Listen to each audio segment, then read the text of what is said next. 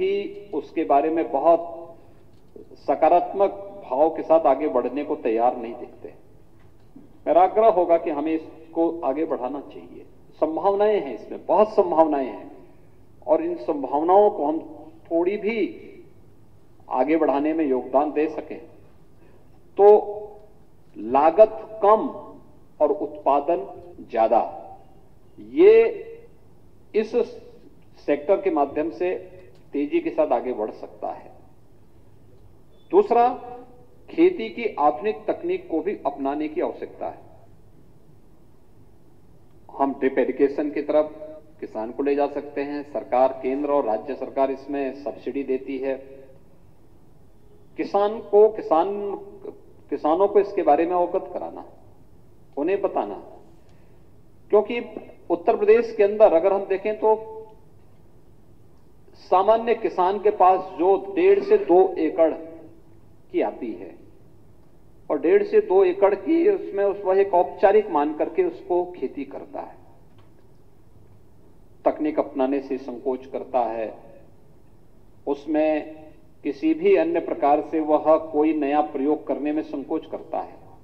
एफपीओस के गठन करने की जो प्रक्रिया उत्तर प्रदेश के अंदर प्रारंभ हुई है,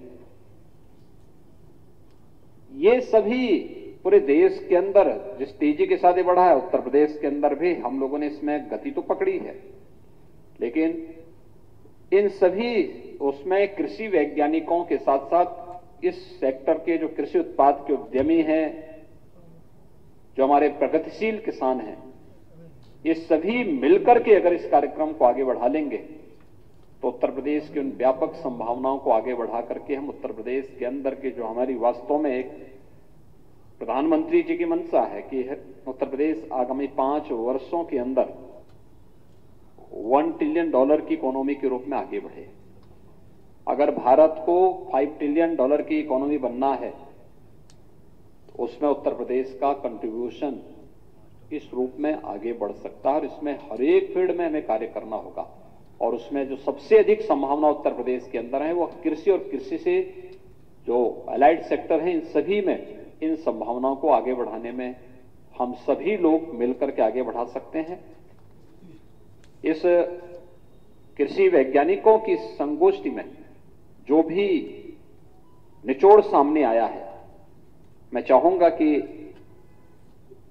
एक तो हमारे 9 के 9 जो एग्रीकल्चर क्लाइमेटिक जोन है, इनमें हमारे पास पर्याप्त मात्रा में कृषि विज्ञान केंद्र मौजूद हैं। कृषि विज्ञान केंद्रों को हम लोगों को, उनके पास अच्छे वैज्ञानिक वहां पर मौजूद हैं, उन वैज्ञानिकों को हम अपने इन सभी वैज्ञानिकों के साथ जोड़ करके इनकी सेवाओं को वहां पे ले करके और उन्हें इस सेक्टर में कार्य करने के लिए हम प्रेरित करें, प्रोत्साहित करें। शासन स्तर पर भी उन्हें हर प्रकार से आगे बढ़ाने की कार्य हो। सेंटर ऑफ एक्सीलेंस के रूप में यह प्रयोग केवल कृषि विज्ञान केंद्र और विश्वविद्यालयों तक ही सीमित न हो।